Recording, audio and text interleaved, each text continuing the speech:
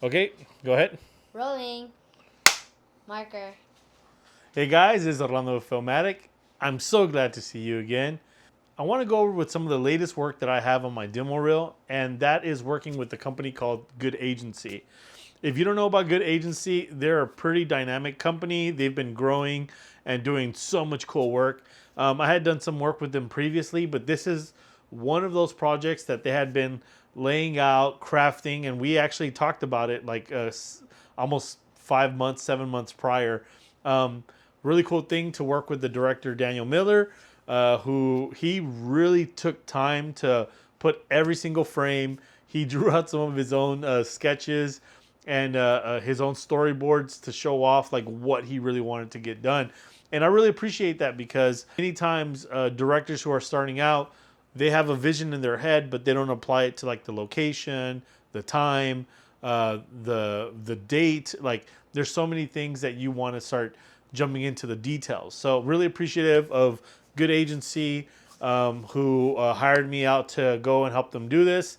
I got to take out my small crew. Of course, that's Christian, my brother, who gaffs for me whenever we're doing filmatic stuff. He's usually director slash writer. We were able to take out Sticks Vision, who was there to pretty much cam ops slash also second AC. And then we had Jonathan Miller as well, who came out to, man, he just was the AC extraordinaire. He was able to help us out. This was my first time using a Ronin 2.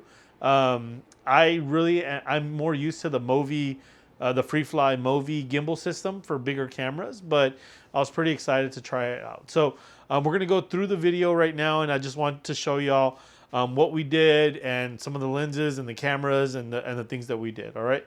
So right off there, we started with we wanted to get like that early morning dude that's just kind of grungy, wants to go out and ride on his Indian motorcycle. And what Daniel I think wanted to just reveal is like how beautiful that motorcycle is as soon as you take the tarp off. So for that, we set it up very, very simple. It was we kind of let that window light do a little bit of work. If you see the little light up on the top left corner, that light, we brought that in. Daniel, he had already found that prop. He found the light that he wanted, the bulb that he wanted, and he brought that in. And then we just lifted up the room a little bit on the right side. It was probably a 300 or 600, but it was dialed way down. And then, of course, we're using the Alexa Mini LF. This is Good Agency's a Mini LF. I have one too, but Good Agency, since they already have one, it was so easy just to be able to use theirs. Also, it was their Ronin too. And then we were using their Tokina Vistas, which are beautiful glass. And even though I've used that glass for other projects before, I think this one we got to really dial it in. And then he went for that really like early morning for orangey kind of look for the beginning of this video. And you can see that he dipped into the greens a little bit more as well. But overall, it was a fun frame. We got the widest lens, pushed up as close as we could, make sure that we can see from beginning to end. But the star of the show there is the motorcycle. And then we jumped to the outside, which we were out into Hill Country Studios. If you look them up, they're really cool people.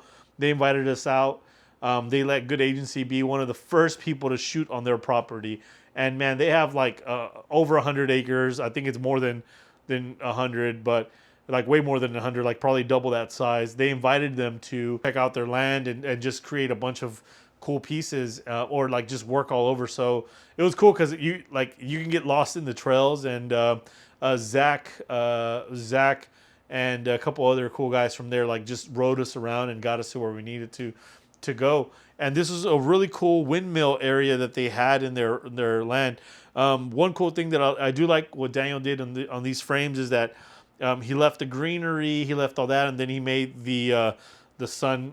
He made the skies like really, really blue. He like crushed it a bit, and I think it just adds dimension. It almost looks fake, but it was like that. I mean, he saturated a little bit, and it is a little bit exaggerated, but I think it looks good for the piece.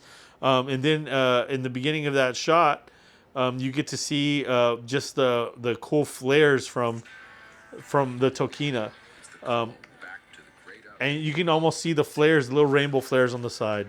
And that one was just like a walking movie shot, like pushing in and then doing a quick wrap around or like parallax shot on each one of the talent. And I think it was a pretty cool, just quick shot.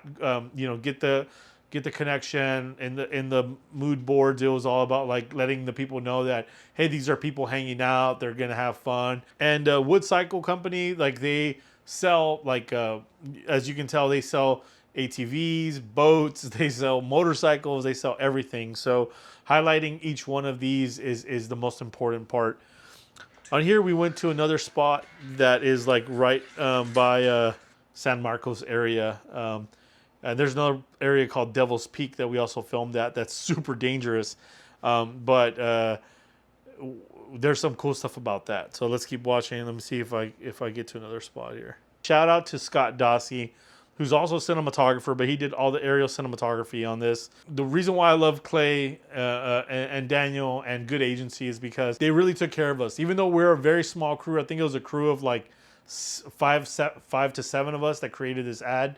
It was like one of those things where we needed safety, and there's no way that we're gonna go down and ride down this area called like I think it's Devil's Peak, if I'm not mistaken. It's a winding road, as you can see in the video, and you have to be very careful. So we wanted to shut down that area, and we were able to get a couple of cops to help us out, and that in itself was a whole like planning situation because we only had like a good 30 minutes to an hour to be able to lock it down. And sure enough, we also start getting hit with a little bit of rain, and that whole thing got scary, but everyone was a professional about it. The cops were professional about it.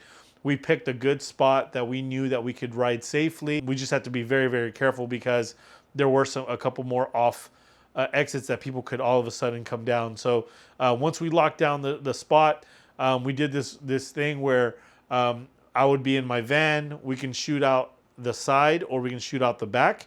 So we either had to go on the same road, shooting parallel to them. So we had to block off both ways, and it's only one way going back and forth. So we had to, ride it. And of course, we only did this because we had cops present. And then they could ride behind us. So the shots that you're looking at here, we've done this quite a bit of time where we just strap down the tripod. We lock it down with sandbags. We just lock him down in my van, and then we put the head on there, and it allows us to have these smooth shots.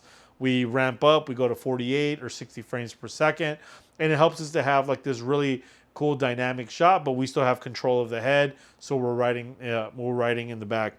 And then we put a clear filter and like stuff over the camera, so it just doesn't get as dirty. But that was pretty fun. Hill country, we also were able to go to these like over like a canyon area, and that area was really cool. It takes you like about 30 minutes on Hill Country's property to get to, but they have these massive like fall offs and stuff that look really cool on camera. We were never really in a dangerous spot, but it was really cool to be able to essentially just grab the Ronin 2 and then have them kind of track around us, drive around us, and I would just whip the camera so that I can get that little speed like if we're riding with them. And then we did a couple of smaller tracking stuff, nothing too heavy because we really didn't have like the rig for it. But once we found like plain ground, we were able to like do some tracking shots, which was a lot easier. Man, and then the other cool thing is having that rain during that time just added that other element of like being dynamic, right? Because once you start introducing things like fire, wind, just these textures that you can only get through natural means, I mean, that kind of just elevated the image, and I think it looks great. I mean, the final piece of it looks really, really good. The water stuff, that was all the water stuff. I let the aerial do most of the job there. They had that plan to a T. They knew that we're just there just in case if we can get like a couple shots. I mean, I would throw on the 85 and try to get some parallax shots, and some of them went in there for like 2 seconds. But the more dynamic stuff is seen, people just ripping through the river, right, and seeing the water come up, which I think worked great. Yeah, and overall, the piece I think looks great. It shows like family. It shows that they get to hang out. I think it was graded really, really beautifully. We also got to do some night shots, and that was pretty. That was pretty cool. We didn't have a lot of time to do that. I almost wish that we had a lot more light for that. But overall, it looks great. Daniel was able to get it colored to where it matched perfectly with the aerial stuff running through. Also in the video, we show where we go into this like famous bar that I think it's called.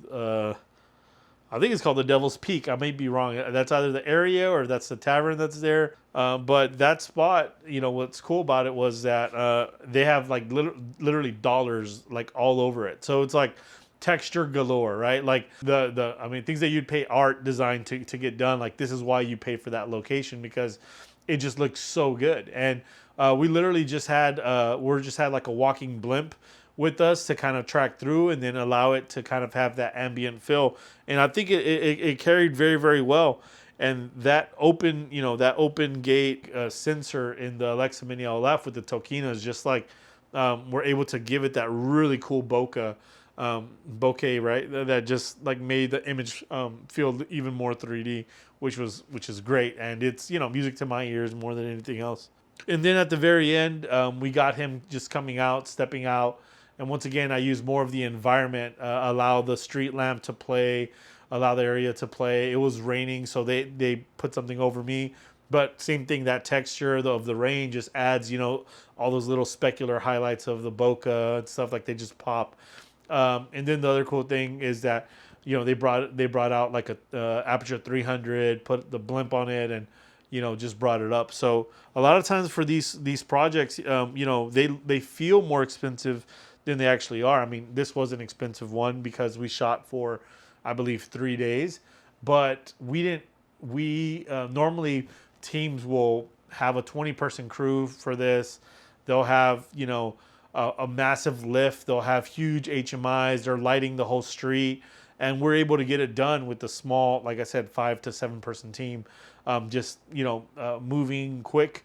We had like two and a half people in camera department, 2.5 people in a lighting department, So pretty simple, but pretty practical. And I really enjoyed the imagery. I enjoyed working with good agency.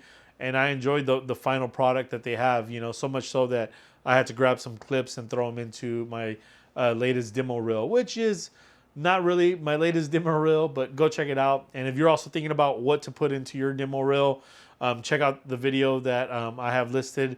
It's one of those things that you should definitely take a look at if you're trying to build out your demo reel.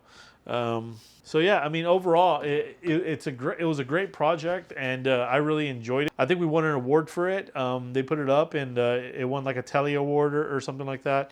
Honestly, I never know what awards I win on the projects I do, because I just kind of walk away from them and don't think about it, because in my world, we just shoot it and we move on to the next one, right? But overall, it was a great project. I really enjoyed it. I love the images we were able to create.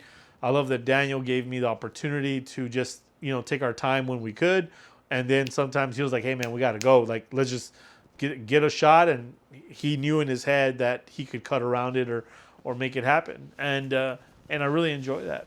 With that said, I hope you enjoy this video. And if you don't know much about my channel, don't forget to like and subscribe, because I try to drop one every single week. And it's one of those things where we're pushing to get 2,500 subscribers.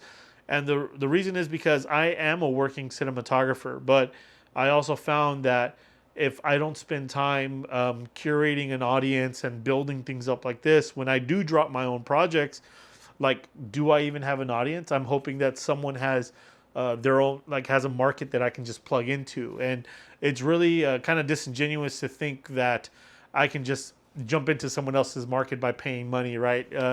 That, hey, here's $1, come look at my work, right? So, it's one of those things that I kind of want to create things, as a working cinematographer, someone that's been doing this for quite a bit of time, to share my knowledge, share what I've gone through, what I'm going through, share the kind of work and the things that I'm doing. But overall, like, I want to build up that online community And I try to answer every single question, even if you hit me up on Instagram or anything else at This Is Filmatic.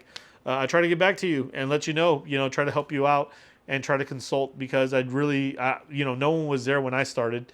When I started this 14, 15 years ago, there was no one to guide me. And it's one of those things that you kind of learn by making a lot of mistakes. And if I can help you deviate from one of those mistakes early on, it might just put you to that next step a lot sooner. So with that said, thanks again for watching. I hope you enjoyed this content.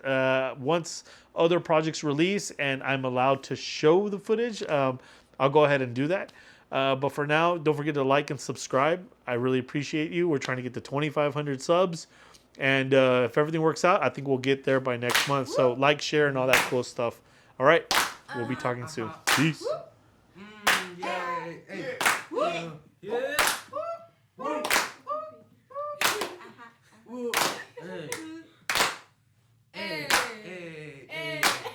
Keep it going.